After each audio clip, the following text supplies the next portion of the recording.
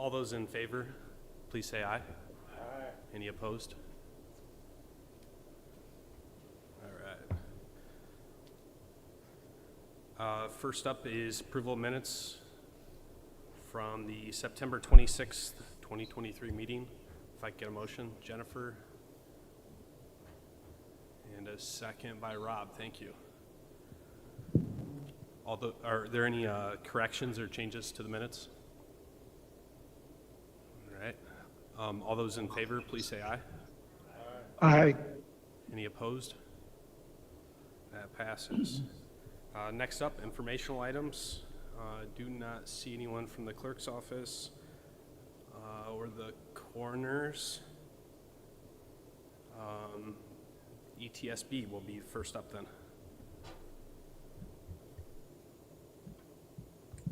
Hello, everyone.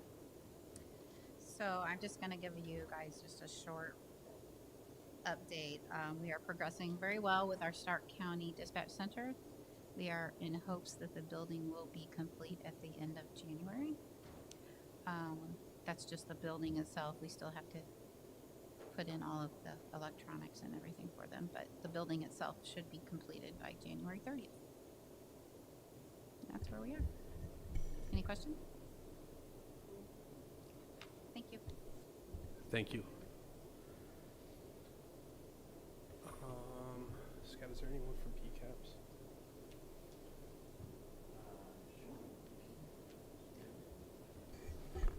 Sean, anything you want to talk about under PCAPS?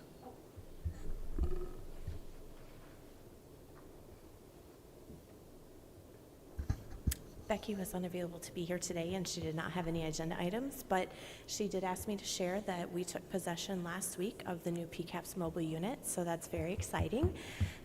We are working, the design for the wrap has been finalized, so we're just waiting to get on the vendor schedule to get that installed, and then once that's installed, we will be scheduling a date for a ribbon cutting. And so stay tuned, we'll be inviting you all to that. I hope to have some notifications out in the next few weeks. We're just waiting to see the timeline to get the wrap completed, so very exciting. Thank you. All right, next up, Public Defender Report.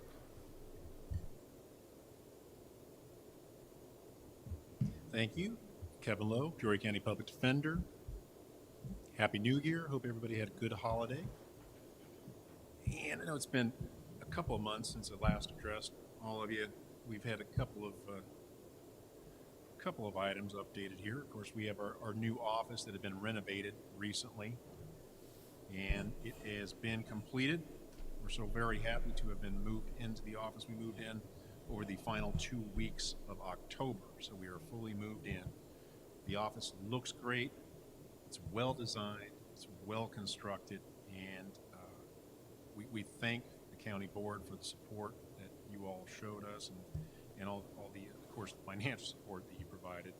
We thank the contractors, the designers, in particular from Dewberry, Daniel, I think it's Wachtvital, that's how you pronounce that. He was the general architect, and from Widmer Interiors, Tanner Peterson, who is the director of sales, and both of those individuals were a joy to work with, very responsive, just great professionals. So certainly a great job, and everybody agrees. Everybody who's taken a tour of the office agrees that it just looks fabulous. So I encourage everyone here, you're welcome to stop by at any point to say, hey, can we have a little tour? We'd love to give you a tour. So that's the update with the office. We're just so very pleased that everybody now, we're all together in a centralized location. So we're no longer dispersed around the courthouse at various locations. And it really does do wonders, I think, for the morale of the office. So that's the good news. Let me turn now to the other news, which is, from my perspective, bad news. As of January 1st, we've lost 2 of our attorneys. And I know, as I've reported in the past, we are already pretty shorthand.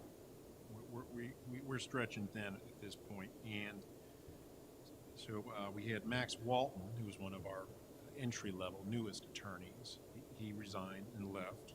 He left for the city of Peoria. Of course, he was one of our full-time attorneys. He's a talented young man, talented young attorney, and we certainly appreciate the short time that he was with us, and we wish him well. perhaps more significant from my perspective is one of our independent contractors left us. Hugh Toner resigned. And some of you might be familiar with Hugh Toner because he has been an absolute mainstay of public defense in Peoria County for a very long time. He's been with our office since 1996. He left to take a contract with Tazewell County. I cannot underestimate or understate his contribution over the years and his service to Peoria County. And I cannot overstate the void that he leaves behind because he just had such a wealth of institutional experience, very, very difficult to replace. And as I say time and time again, obviously we have ongoing staffing issues. And, the labor market is very bad right now, finding attorneys. So unfortunately, his departure will undoubtedly cause some disruption in the felony division because that's where Hugh had been for many, many years in our felony division, and this is going to cause some shuffling to occur of caseload. We, of course, remain understaffed, and now more so than ever. So, but we continue our recruiting efforts, and we just have to basically redouble our efforts, keep at it. So that means our staff numbers now down to 19 total attorneys, including me. So five full-time and 14 independent contractors with 2 administrative staff. So unfortunately, it's not all positive news, but we are very happy about the new office for sure, and hope that maybe that will provide a really good backdrop when we do have interviews. People can come in and see our wonderful office, and perhaps that'll give us a little shot in the arm. So, well, thank you very much, and that's my update for now. If anybody has any questions, happy to answer them. Does anyone have questions? All right, thank you. Jennifer. Is there anything that we can do? Do you have resources that we can share to help in the recruitment efforts? From talking with Jody at different times, I know that this is just a hard time for recruiting attorneys right now, but is there anything we can share out there to get the word out? Thank you for the question. And you're absolutely right. I've had discussions with Jody and a number of her people that they're experiencing the same issues. And I actually the only time I've actually brought a demonstrative exhibit to show, just in case there was a question about the local job market. This is from the Peoria County Bar Association. So before the meeting today, I went to their website and just thought, wonder how many job openings are actually listed. And there are 9 pages worth of job openings right now for attorneys just in this area. I mean, we're included. I'm glad to see we're on the first page, the Peoria Public Defender's Office. But then you also have Prairie State Legal Services. You've got Tazewell County. You've got the federal system looking for attorneys. And so many private firms right now are looking for attorneys. And very few of them are asking for any experience. They're just asking for people. Basically, do you have a law degree? Come work for us. I joked the other day that I was about to start cold calling, just random numbers around this area, or even in the state of Illinois, just asking people if they have law degrees. They may be interested in talking to you. But back to the question, I don't know, in the face of this type of job market right now, if there's anything that the individual board members can do to help us other than just getting the word out. Just, you run into an attorney and say, hey, do you know anybody who might be looking? Maybe to point them in our direction. Otherwise, the board, you've provided us with the budget. It's just, I have to say, it's unfortunate we've been unable to spend it. And that's been the case year after year after year. Nate Bach was never able to spend the entire budget. He kept returning money because we just couldn't find the people. And so it's great that we're saving money for the county, I guess, but unfortunately it's at the expense of being very much understaffed. So in any event, thank you for the question. And if I think of anything else, I'll certainly let you guys know. Thank you. Excuse me. It's not on the agenda under informational updates, but I understand the sheriff has an update for us today.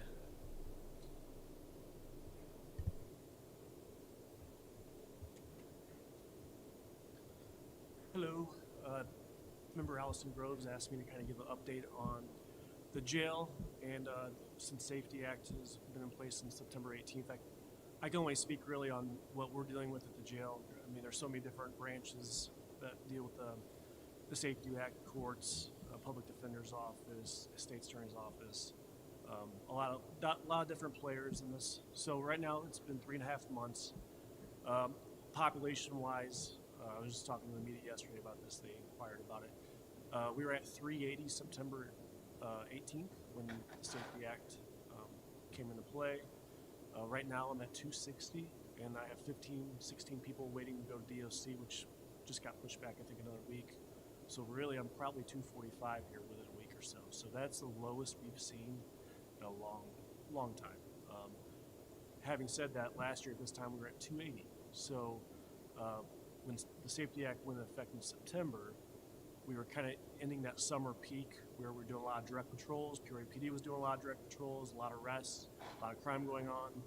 And that's common in the summer to see our population kind of go up a little bit, but we went down pretty quick after the Safety Act. So what we're seeing is we still have people with cash bonds. Some of them would rather have a cash bond because they actually have to initiate with the courts to be reviewed to see if they're going to be released or held. Some of them, what we're seeing, kind of like to have the cash bond to give them the hope of getting out because they're afraid if they do go in front of a judge, it will just be held with no bond. Now they're stuck in our jail. So we still have a lot of cash bonds that are sitting in jail. We're seeing, it just depends on what the offense is. A lot of people are getting arrested over the weekend. They're getting released Monday and Tuesday. Pre-trial has been set in place before no cash bail. Talking to Rob and Brian from pre-trial, it's almost, they're seeing almost the same amount of people released on pre-trial before no cash bail even happened. So what does that mean? I don't know. It's just, right now we're still having a very small sample size. The individuals that are left out or getting let out, they're getting court dates within 60 days out. So it's still too soon to see if they're showing up to court. Instead of having that cat bond with some teeth on it to tie them to go to court. So once again, still, 2024 we'll be able to see if we're issuing more warrants, how many violations of pretrial we're seeing. Still pretty preliminary, but population's down, that's a fact. Any questions about my end of the Safety Act? Could I ask, with the change in population, does that change your staffing model at the jail at all?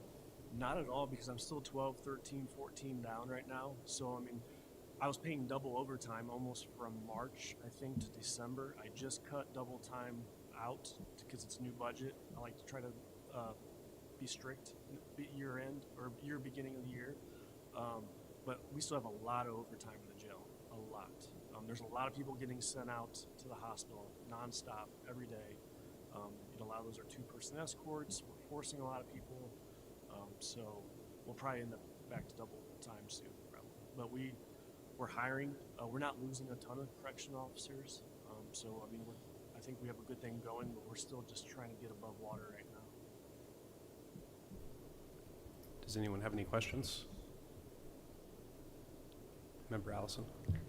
I just wanted to thank you for the report, and we will ask that you come back periodically and keep us posted. Obviously, you're the feet on the ground, so you've got a perspective that we wouldn't have otherwise. So thank you for the update. No problem. A couple examples that we used to see, one I put out there was a individual who was caught running with a gun down in the South End, had been arrested 6 months prior for a gun. He was released on pretrial. Initially, if that was before no cash bail, he probably would have got he would have needed $2,000 or $3,000 to get out of jail. So that's whether they still got out of jail the next day. Maybe you don't know what the connections he has, if he has some money or not. So, there are some differences that we're seeing. That some people would have been held longer, but the way it's written, someone that has a gun illegally that's not a felon is a class 4. It's the state's attorney and judges, they have to prove a lot more higher threshold to keep that individual, right? That's what we're learning. And we're seeing other judges in other counties and here, just judges are different. So some interpret the law differently because of how this law has been written. So from talking to other sheriffs, we're seeing a little bit of difference in counties and judges, right? Which happened before no cash bill too, right? I mean, some judges would give a higher bond, some would give a lower bond. So I mean, it's some of the things we're seeing is the same, but I'll keep you informed. Thank you. All right, on to resolutions. If I could get a motion to put the JAG Transportation Assistance Grant on the floor. Member Hare and Member Groves Allison.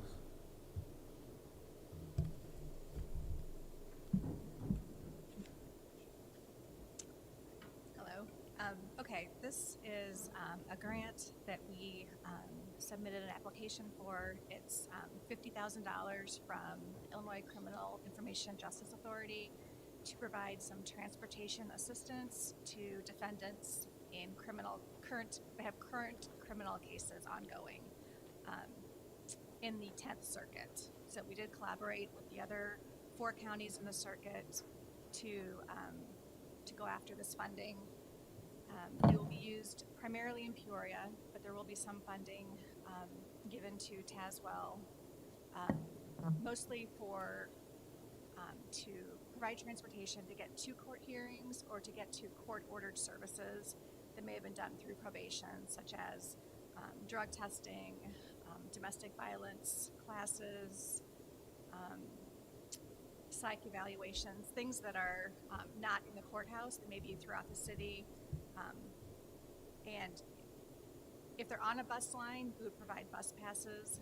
We also have the option to provide gas cards or Uber vouchers if it's something that is not easily accessed via the bus. It's a reimbursement grant, so we will be spending it throughout the grant term and being reimbursed for all the costs associated with the transportation assistance.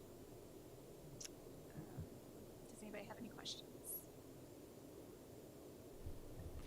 Excuse me. I had several questions actually that I had asked Scott, and you covered a number of those just now. I did speak with Judge Dostach this afternoon in regards to this, and he made mention that Tazewell County has a fund for this already. Is Peoria County also paying for transportation right now? Some, and we would not be using this for that. The probation department has a grant, the adult redeploy grant, where they are providing some bus cards to defendants that are in that program. So we would not be providing this assistance to any of the adult redeploy participants. But we have a lot of defendants that are not covered by a grant that provides transportation assistance. So this is what that would be for. And then my final question would be, how is it decided who could be a recipient of these funds? We are going to incorporate it into the intake process. So like in probation, when they first get the client, there's a series of questions they're asked. So they'll be asked if they have reliable transportation. And depending on what their answer is, as long as they are a defendant in a current criminal case, they would have the opportunity to get this assistance, and we'll be collecting data and reviewing it to see if they are appearing for those either court hearings or appointments that they requested the assistance for.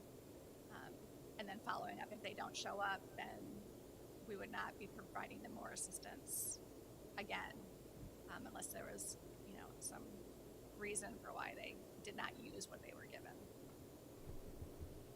Does anyone have any additional questions? All right.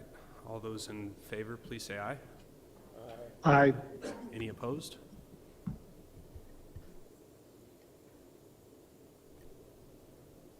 Next up, if I could get a motion for the Visitation Center Grant. Member Renault and Williams. Welcome. Thank you. Give a little background on this. In state fiscal year 23, the court administration, we received a $100,000 grant from IDHS to be used for the Peoria County Visitation Center for supervised visits. Now, supervised visits are court appointed, and they're used by the non-custodial parent to be able to visit their child once a week in a supervised setting. So what happened in state fiscal year 23 is this grant ended for us on June 30th of 23. And at that time, we had $37,731 of unspent funds. So we went ahead and we reached back out to IDHS and we asked if we could have this remaining funds rolled over into a new grant agreement in state fiscal year 24. After some time, they finally got back to us and they agreed. So that's what this is here for today. This is rolling. It's going to be a grant agreement for $37,731 for state fiscal year 24, which will end on June 30th, 2024. It will be used once again for the Peoria County Visitation Center, only for supervised visitations. We are going to recoup 10% of indirect costs on this grant, and there's no matching requirement. Be happy to answer any questions. And that's at Crittenden, is that right? Correct. Yes. Thank you. Yeah, great facility. Does anyone have any questions? All right, all those in favor, please say aye. Aye. Are there any opposed? That passes, thank you. Next up, if I could get a motion for the Adult Treatment Court Subrecipient Agreement. Member Bryant and Member Renault. Welcome. Thank you. We recently applied for a grant opportunity that was provided by the Administrative Office of Illinois Courts that received funding from the BJA, Bureau of Justice Assistance. It was a very competitive grant that was only going to be offered to 5 jurisdictions throughout the entire state. We were one of those 5 selected for the grant. It is a 4-year grant that totals $427,850 approximately. This is to enhance our drug court. We are always looking at providing services to our drug court clients to assist in their compliance with the strict conditions of our problem-solving court, which is drug court, also to enhance graduation rates, which when we're getting the compliance, individuals then tend to graduate. So with this grant, we are looking at our number one priority is to contract with Carl. We have a meeting tomorrow as well to discuss a peer recovery support specialist. What this will do will enable the clients additional services that their treatment provider just does not have time. So the peer recovery support specialist will be a certified individual that is in recovery themselves.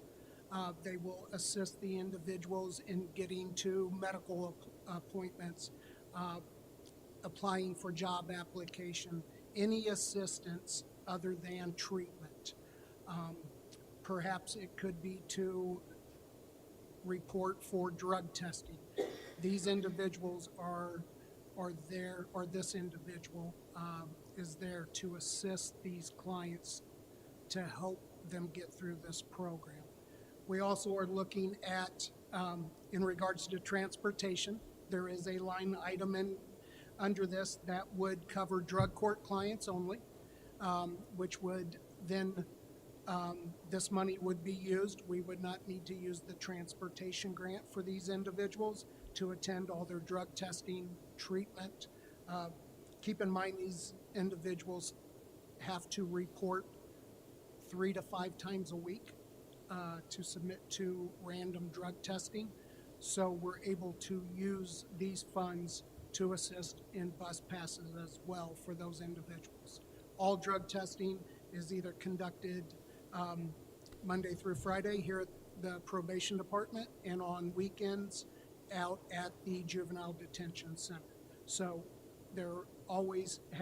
they can use CityLink to attend those drops.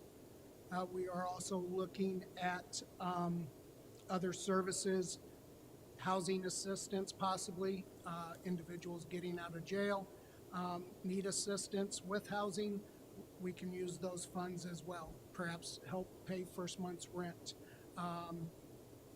And that would be decided by the drug court judge and the team. It is a reimbursement grant that we will just submit a monthly financial request for reimbursement. So that process, reimbursement should be somewhat immediate. The funds are already there, so we're not relying on the state for reimbursement. They've already been issued those funds. Thank you. Does anyone have any questions? Mr. Chairman, Yes. congratulations to them for receiving this grant. It sounds like it was very intense, and anyway, I think the scope of the work that they're going to be doing is very commendable. Also, my question is, are we able to accomplish all this, our goals and work efforts with the current staff that we have, or do we have to add new employees? Yes, we should be able to obtain all of these goals. We are fully staffed at this time. With exception to the peer recovery support specialist, our plan is to get that set and in place with Carl here within the next month or so. So I believe all these goals are obtainable. Thank you very much. You're welcome. Thank you. All those in favor, please say aye. Aye. Any opposed? That passes. Thank you. Next up, if I get a motion for the engagement mobile app contract. Member Allison and Member Bryant. Okay, this is in regards to the Reconnect Engagement app. It is another service that will be provided to our problem-solving courts. This app will be for all problem-solving court clients, which includes drug court, mental health, veterans court, as well as the DUI track. It is an app. Judge Patton, who is currently the problem-solving court judge, came to us trying to get additional services for these individuals. We did look into this app along with a couple other vendors. This app provides exactly what the court had in mind. Currently, Tazewell County uses this app with their problem-solving court clients as well. What this will do is this app will notify all clients every day of whether they need to report for a random drug test. Does not rely on the client remembering to call into our line. So I forgot is no longer an excuse. It also has communication. The problem-solving court team, whether probation, treatment, they can communicate directly through this app with clients to remind them of treatment or other appointments. It is an app. We're looking at approximately $13,000 for the year. That will cover up to, I believe it was 106 individuals, which we do not have that many at this time. It also provides the court with the app. If an individual is having issues with compliance, we could put, it's almost like a GPS.